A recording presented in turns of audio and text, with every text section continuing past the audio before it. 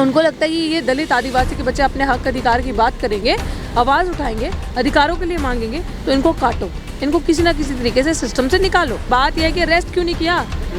Arrest बनता है ना, क्योंकि पुलिस प्रशासन मिला हुआ है, डीयू प्रशासन मिला है, संरक्षण है आरएसएस का, बीजेपी की सरकार का, इसीलिए तो नहीं हो रहा। इसीलिए हम सड़क पे बैठे कि बेगुनाह सड़क पे, गुनाहगार कुर्सी पे, फैसला जनता करेगी। तब हमारे बड़े अपने बच्चों को नहीं बचाएंगे तो हमारी आने वाली जनरेशन हमें जूते लाते मारेंगी कि जब हमारा गला घोटा जा रहा था तुम कहाँ सोए थे। शिक्षा के मंदिर के अंदर ही जब जात पात शुरू हो जाएगा तो फिर कहाँ से क्या होगा।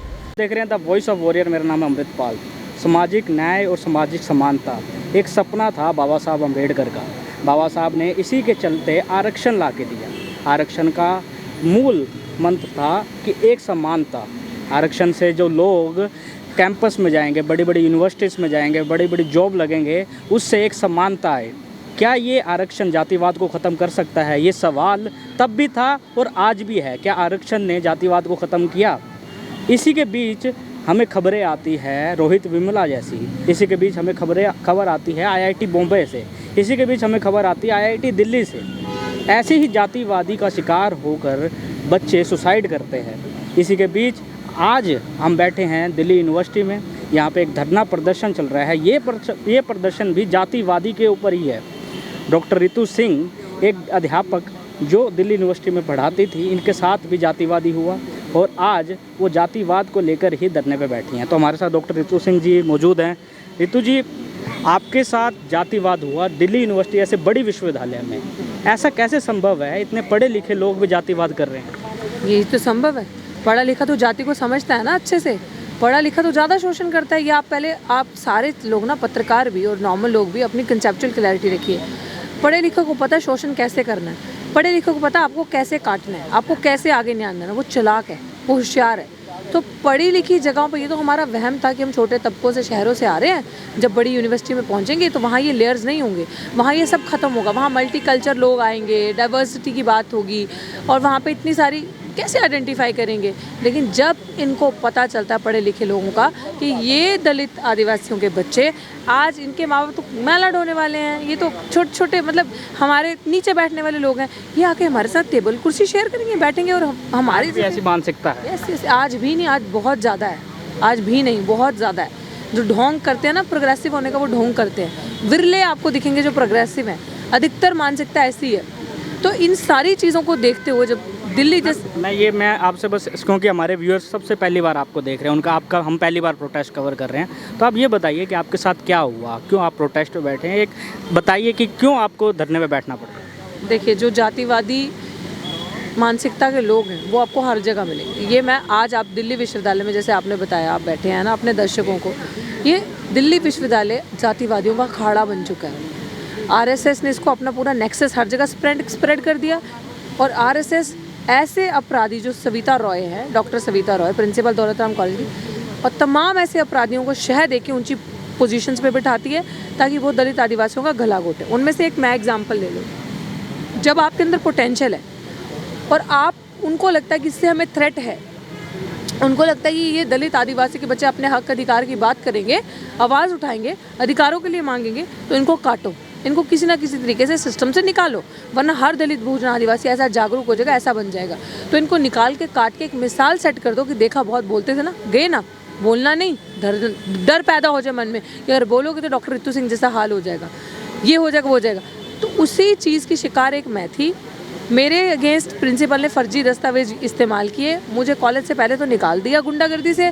जब बाद में पेशी हुई अन्य तमाम जगहों पे, एससी कमीशन में, कोर्ट में, वहाँ पे फर्जी दस्तावेज इस्तेमाल किए गए, जो कि इन्वेस्टिगेशन के दौरान SC/ST एक्ट में पहले तो इन पे FIR होती है, उसी के बाद जब इन्वेस्टिगेशन होती है तो उसमें पता चलता है कि इन्होंने कितना बड़ा फ्रॉड किया है। वो जो स्टूडेंट के 35 सिग्नेचर करके लगाए थे बच्चों के, वो फेक थे।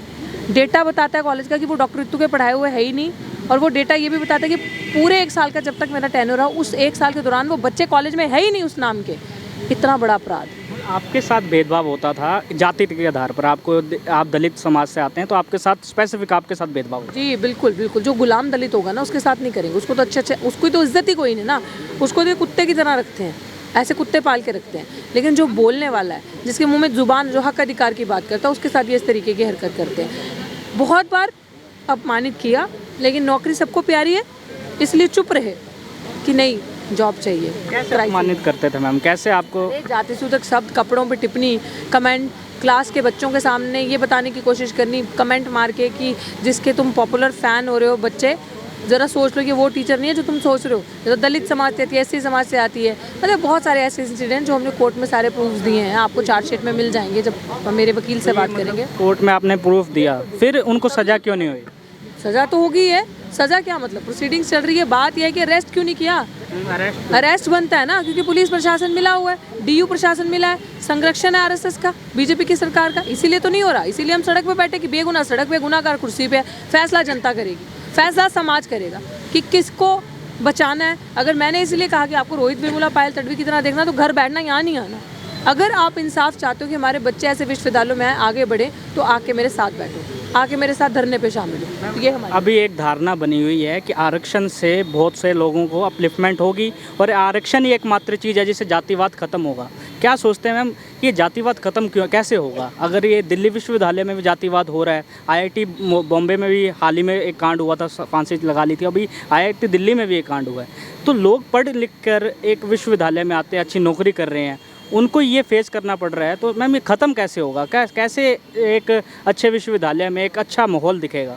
बड़ा अच्छा सवाल है आपका। पहला पत्रकार मैंने देखा जिसने इस टर्म को सही यूज़ किया कि मर्डर हो रहा है। अक्सर लोग कहते हैं सुसाइड हो रही है, ये इंस्टीट्यूशनल मर्डर है। ये बहुत अच्छे तरीके से आपका इंस्टीट्यूशनल मर्डर किया जाता है।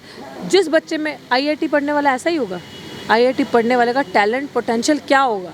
तो ये आपको बच्चों को आगे डरा धमका के, ताकि आगे ना बढ़े। आप कितने प्रसिद्ध यूनिवर्सिटी में आ गए, आप अच्छे हैं, कैंडिडेट टॉपर हैं, कुछ कर सकते हैं, आपके अंदर पोटेंशियल दिखेगा, तो ये आपको ऐसे ही मारेंगे। इसी ट्रेंड को ब्रेक करने के लिए भाई साहब हम सड़क पे बैठे हैं। हम इसीलिए तो बैठे कि नहीं बनने देना और रोहित वेमुला, नहीं बनने देना पायल तडवी, नहीं बनने देना चंद्रशेखर, नहीं बनने देना पंपोज डॉक्टर जो उधर पंजाब में, उसकी खबर तो दिल्ली तक आई भी नहीं। उनके साथ भी हॉस्टल के अंदर, कमरे के अंदर उनको बांध दिया था। और उनका सुसाइड नोट, वो जो कह रहे थे बरामद हुआ, ये हुआ, कुछ नहीं बरामद हुआ, सब झूठ, सब धोखा। ये लोग हमें इन चीज़ों में फंसा देते हैं सब करके। इसी चीज़ के खिलाफ लड़ाई है कि डरना नहीं है, लड़ना है, बाहर आना है। हम हैं ना यार, हमें आवाज़ लगाओ, हम सुनेंगे। क्यों नहीं सुनेगा समाज? आज समाज नहीं आया। यहाँ से बसपा से लोग आ रहे हैं, भामसेफ से लोग आ रहे हैं, AASP से लोग आ रहे हैं, भीम आर्मी से लोग आ रहे हैं, तमाम ऐसे संगठन हैं, मिशन सेफ कॉन्स्टिट्यूशन के लोग बैठे हैं, सब आ रहे हैं। क्योंकि ये पॉलिटिकल एजेंडा नहीं है, ये सामाजिक है। अगर ये सब हमारे बड़े अपने बच्चों को नहीं बचाएंगे, तो हमारी आने वाली जनरेशन हमें जूते लाते मारेंगी कि जब हमारा गला घोटा जा रहा था तुम कहाँ सोए थे, तुमने हमें बचाना नहीं था, तुम्हारा फ़र्ज़ नहीं बनता था। तो हम तो उनका, अगर हम नहीं बोले तो उनका तो गला घुट गया। उनको तो ये घुसना ही नहीं देंगे इस विश्वविद्यालय में, कभी वो घुस ही नहीं सकते। इस चीज़ की लड़ाई के लिए हम यहाँ आकर बैठे हैं कि ये जो अपमान की लड़ाई है, ये इस चीज़ को रोकना है। ये सम्मान के लिए बैठे हैं ना हम। अगर मैं आपके चैनल के माध्यम से कहूँगी, जो भी लोग हमें देख रहे हैं आपके चैनल के माध्यम से, बच्चे, आप एक बार हमें रीच आउट करो, मिशन सेफ कॉन्स्टिट्यूशन को। विकास कांगड़ा जी मिशन सेफ कॉन्स्टिट्यूशन के कन्वीनर है हरियाणा के, मैं पंजाब की हूँ। हमारे और भी साथी हैं जो दिल्ली के भी हैं, राजेश जी, महमूद प्राचा जी नेशनल कन्वीनर हैं। आप हमारी वेबसाइट लो, हमें एक बार संपर्क करो। किसी भी चीज़ की ज़रूरत है आपको, मेंटली आप परेशान है, बस सुसाइड नहीं करना। अगर आपको लग रहा है प्रशासन, कोई भी यूनिवर्सिटी आपको तंग कर रही है, आप हमें एक कॉल करके बता दो, हम देख लेंगे कौन आपको छुएगा। हम यहाँ से वो ट्रेंड ब्रेक करेंगे, हम यहाँ से जातिवादियों का अखाड़ा उखाड़ देंगे। इनको एक समझ में आ जाए कि बहुजनों में, दलित, आदिवासी, शोषित, पीड़ित में कितनी ताकत है। हम ऐसे नहीं बोल रहे, हमें किसी के कांधे की ज़रूरत नहीं, हमारी लड़ाई लड़ो। बहुजन अपनी लड़ाई खुद लड़ेगा, मूल 85 अपनी लड़ाई खुद लड़ेगा। मैम आप 7 दिन से यहाँ पे बैठे, मैम अभी आप 8वां दिन आज, तो मैम ये बताइए, कोई बातचीत हो रही है प्रशासन से? दलितों की से ना कोई बात करता है, ना कोई उनकी बात सुनने आता है। इनके लिए हम यहाँ पे मर जाएं, कुछ हो जाए, फ़र्क नहीं पड़ता। और हमें कुछ होता है तो उसकी हमने पहले ही चीज़ कह दी कि जिम्मेदार DU प्रशासन है, जिम्मेदार पुलिस प्रशासन है, सरकार जिम्मेदारी लेगी अगर हमें कुछ भी होता है। ये लोग बात करने नहीं आए, जबकि इनका फ़र्ज़ बनता था सामने से आना। हमारी मांग क्या है? सब बैनर्स पे है, सारी चीज़ है। ये लोगों को कोई असर नहीं पड़ता। इन लोगों को खुशी हो रही है, सड़कें तैयार करनी है, दीवारें तैयार करनी है। देश के अंदर दलित आदिवासियों का क्या हाल हो रहा है उससे कोई मतलब नहीं पड़ता। हमारी याद तब आएगी जब इलेक्शन आएंगे वोट बैंक की तरह। हम आगे का क्या स्टेप है, कैसे ये आंदोलन आप आगे बढ़ाएंगे, क्या योजना है आप? मेरे भाई विकास बताएंगे आप। विकास जी, आगे का आप बताइए, क्या योजना है, कैसे आगे आंदोलन बढ़ेगा, क्या पूरा बताइए, आगे का रोड मैप क्या है? देखिए आगे का रोड मैप तो हम आपको क्या बताएं। पहली बात तो डॉक्टर रितु सिंह जो यहाँ पर बैठी हुई है, ये एक चिंगारी है। और आज ये चिंगारी आप अभी महज यहाँ पर जो प्रोटेस्ट में देख रहे हो ना, कुछ चंद लोग, ये चंद लोग नहीं है। जो इंटेंशन लोगों को थी कि प्रोटेस्ट में क्या हो रहा है क्या नहीं हो रहा, आप सोशल साइट्स पे जाकर देखिए, ये प्रोटेस्ट जो है नेशनली नहीं इंटरनेशनल हो चुका है। और दूसरी बात ये है कि जो लोग कमज़ोर और गूंगे बहरे जो सता रखे हैं ना, ऐसे सविता रॉय जैसे प्रिंसिपल ने, जो जातिवादी मानसिकता, मनुवादी मानसिकता जो विद्यालयों के अंदर जो शिक्षक बोलते हैं कि समान लेके चलते हैं, सबको बराबरी का अधिकार लेके चलते हैं, लेकिन यहीं एक शिक्षा के मंदिर के अंदर ही जब जात पात शुरू हो जाएगा तो फिर कहाँ से क्या होगा। ये जो प्रोटेस्ट है, ये प्रोटेस्ट सिर्फ़ और सिर्फ उन लोगों के लिए शुरू किया गया है। यहीं से ही एक इतिहास रचने का डॉक्टर रितु सिंह की तरफ से एक इतिहास रचने का काम है कि जितने भी यहाँ के सताए हुए लोग हैं, और DU में जो IIT में जो हुआ है, और पूरे देश के अंदर शिक्षकों के साथ और स्टूडेंट्स के साथ में जो हम लोगों को जो शिक्षा से जो वंचित करने का जो इनका प्रोग्राम है, ताकि ये आगे पार्लियामेंट में ना बैठे, बोल ना सके, सवाल ना कर सके, ये सिर्फ इन लोगों के हमारे मुंह बंद कराने के लिए जो इन लोगों का जो प्लान है ना, वो रास्ते इनके बंद करने के लिए हम बैठे हुए हैं यहाँ पर। ये चिंगारी आगे बढ़ चुकी है। और रही बात आंदोलन की, जब तक न्याय नहीं तब तक हम यहाँ से हटेंगे नहीं।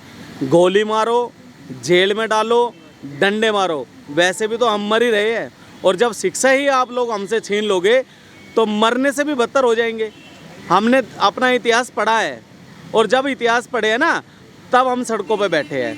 तो मैं नहीं चाहता कि मेरे बच्चे, मेरी लड़की, मेरा लड़का ऐसे सड़कों पे बैठे, क्योंकि हम हैं हिम्मत वाले और हम मजबूती से यहाँ पर लड़ रहे हैं। क्या पता हमारे बच्चे और ज़्यादा कमज़ोर हो जाए और उनके साथ क्या होगा। आए दिन देखते हो ना, दलितों की बच्चियों के साथ में बलात्कार किया जाता है। वो दिन दूर नहीं है, इस बैरिकेड के पिछली पार बलात्कार हो रहा होगा और हम मूर्ख दर्शक देख के यूँ देख रहे होंगे। हम लोगों के साथ में इतना भेदभाव इस न्याय प्रणाली के अंदर जो चल रहा है। आप देखिए प्रोफेसर रतनलाल सर, उन्होंने क्या बोला था, उनका मौलिक अधिकार नहीं है क्या, संविधान ख़त्म हो चुका है। अनुच्छेद 19 क्या कहता है, पुलिस ने उनको अरेस्ट कर लिया, ठीक है। सविता रॉय ने क्या किया, SC ST एक्ट, जिसके अंदर भाई साहब 6 महीने तक बेल भी नहीं मिल सकती, ठीक है, उनको जेल में अब तक डाले नहीं गया। चलो छोड़ो, मर्डर हो जाते हैं, वो जेल में नहीं डाले जाते। पुलिस कार्रवाई नहीं कर रही। पुलिस कार्रवाई क्यों करेगी, और पुलिस है किसकी। ये जो सरकार है, BJP सरकार RSS की नीति पे है, और RSS मनुस्मृति की नीति पे है। मनुस्मृति लागू इस देश के अंदर शायद मेरे हिसाब से तो हो ही गई है, जब संविधान ही ख़त्म हो गया है। आप जो बड़े से बड़े जज हो या कोई समझदार हो और जो पढ़े लिखे हो, उनसे कानून के बारे में पूछो कि जो चार्जशीट इस डॉक्टर सविता रॉय के ऊपर जो लगी हुई है, क्या इसके अंदर उसकी अरेस्टिंग होनी चाहिए थी, नहीं होनी चाहिए। ये भेदभाव नहीं है तो और क्या है, भेदभाव का सामना करना पड़ रहा है। बिल्कुल। एक तरफ तो दिल्ली में G20 की तैयारियां हो रही हैं, और दूसरी तरफ एक ऐसा माहौल देखने को मिल रहा है कि जहां पे सामाजिक अन्याय देखने को मिला है। डॉक्टर रितु सिंह को यही सामाजिक अन्याय झेलने को मिला। बाबा साहब अम्बेडकर कहते थे कि आरक्षण से लोग उनके साथ बैठेंगे, रोटी बेटी का नाता जब तक नहीं रहेगा तब तक जातिवाद रहेगा। आरक्षण आ चुका है, 2023 चल रहा है, पर ये जातिवाद ख़त्म हुआ या नहीं। लोग आरक्षण ख़त्म करने की मांग करते हैं, पर जातिवाद की जब बात आती है तब एक सवाल उठता है कि कैसे ख़त्म होगा ये जातिवाद। तो आज हम दिल्ली यूनिवर्सिटी के गेट नंबर 4, 8 फैकल्टी के गेट नंबर 4 पे बैठे हैं। आज हमने बात की डॉक्टर रितु से। इनका धरना अभी लगातार चल रहा है, दिन रात ये यहाँ पे बैठे हैं एक सामाजिक न्याय को लेकर कि उनको सोशल जस्टिस मिले। तो ऐसी तमाम बड़ी खबरों के लिए बने रहिए द वॉइस ऑफ वॉरियर का। कैमरामैन विपिन के साथ Amritpal, the voice of warrior.